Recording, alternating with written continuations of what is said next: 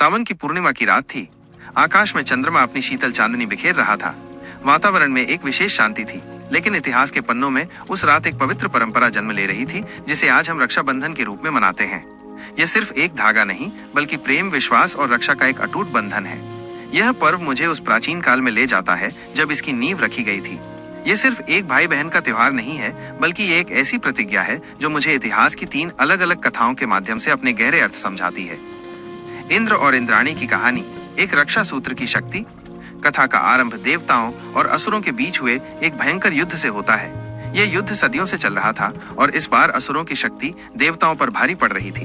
देवताओं के राजा इंद्र अपनी सेना के साथ बार बार पराजित हो रहे थे। उनका आत्मविश्वास टूट चुका था और उनके मन में हार का भय घर कर गया था। उनकी पत्नी इंद्राणी अपने पति और देवताओं की यह दशा देखकर अत्यंत चिंतित हुई। एक पत्नी के लिए अपने पति का पराजय से भयभीत होना असहनीय था। तब इंद्राणी ने एक पवित्र मार्ग अपनाया। उन्होंने सावन की पूर्णिमा के दिन एक रेशम के पवित्र सूत्र को मंत्रों से अभिमंत्रित किया। ये कोई साधारण धागा नहीं था, बल्कि ये उनके प्रेम, विश्वास और दिव्य शक्ति से परिपूर्ण एक रक्षा सूत्र था। उन्होंने उस सूत्र को इंद्र की कलाई पर बांध दिया और कहा, यह सूत्र आपको विजय और साहस प्रदान करेगा और आपकी हर तरह से रक्षा करेगा। इंद्राणी की श्रद्धा और प्रेम से प्रेरित होकर इंद्र ने उसी दिन नए उत्साह और शक्ति के साथ युद्ध के मैदान में वापसी की। उनके मन से सारा भय और निराशा दूर हो चुकी थी और वे असीम ऊर्जा से भर गए थे।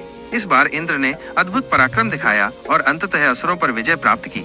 ये माना जाता है कि रक्षाबंधन की ये परंपरा यहीं से शुरू हुई।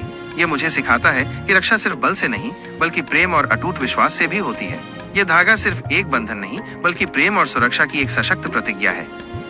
यम और यमुना जी का पवित्र बंधन, अमर प्रेम का आशीर्वाद।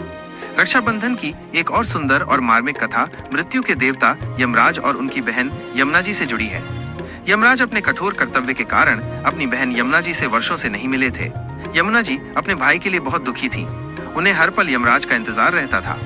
एक दिन उन्होंने अपने भाई को अपने घर आने के लिए स्नेहपूर्वक निमंत्रण भेजा। यमुना जी के निमंत्रण से यमराज बहुत प्रसन्न हुए और वो उनसे मिलने के लिए धरती पर आए। यमुना जी ने अपने भाई का पूरे सम्मान और प्रेम से स्वागत किया। उन्होंने अपने हाथों से स्वादिष्ट भोजन बनाया और उन्हें खिलाया। इसके बाद उन्होंने एक पवित्र रक्षा सूत्र यमराज की कलाई पर बांधा। यमुना जी के इस प्रेम और आदर को देखकर यमराज भावुक हो गए।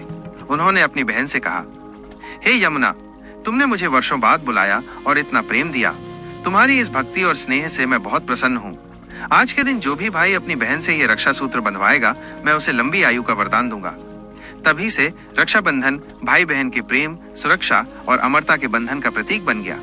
इस कथा ने इस पर्व को एक नया आयाम दिया, जहाँ एक भाई अपनी बहन की सुरक्षा का वचन लेता है और बहन अपने भाई के दीर्घायु और कल्याण की कामना करती है। यह एक ऐसा बंधन है जो मृत्यु के देवता को भी भावुक कर देता है। श्री कृष्ण और द्रौपदी, मित्रता का दिव्य वचन। रक्षाबंधन की एक और महत्वपूर्ण कथा भगवान श्री कृष्ण और द्रौपदी के बीच के पवित्र संबंध को दर्शाती है।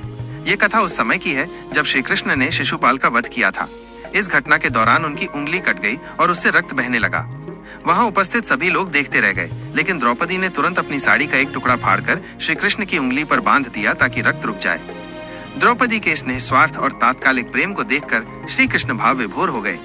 उन्होंने द्रौपदी से वचन दिया, बहन, तुमने मेरी रक्षा की है और मैं तुम्हें वचन देता हूँ कि जब भी तुम संकट में होगी, मैं तुम्हारी रक्षा करूंगा। समय बीतता गया और वो दिन भी आया जब द्रौपदी को भरी सभा में चीरहरण के संकट का सामना करना पड़ा। जब सभी ने उनका साथ छोड़ दिया था, तब द्रौपदी ने अपने भाई श्री कृष्ण को पुकारा। श्री कृष्ण ने अपनी प्रतिज्ञा का स्मरण किया और एक अद्भुत लीला रची। उन्होंने द्रौपदी के चीर को इतना लंबा कर दिया कि दुशासन उसे खींचते खींचते थक गया। इस प्रकार श्री कृष्ण ने अपनी बहन द्रौपदी की लाज बचाई। ये कथा मुझे सिखाती है कि रक्षाबंधन का बंधन सिर्फ रक्त संबंधियों तक ही सीमित नहीं है, बल्कि ये प्रेम, विश्वास और प्रतिज्ञा का प्रतीक है। ये एक ऐसा पवित्र बंधन है जो मित्रता और सम्मान पर आधारित है। रक्षाबंधन का सार। ये सभी कहानियां मुझे रक्षाबंधन के सच्चे अर्थ से परिचित कराती हैं। ये पर्व सिर्फ राखी बांधने का नहीं, बल्कि भाई बहन के अटूट प्रेम, सुरक्षा और आशीर्वाद का प्रतीक है।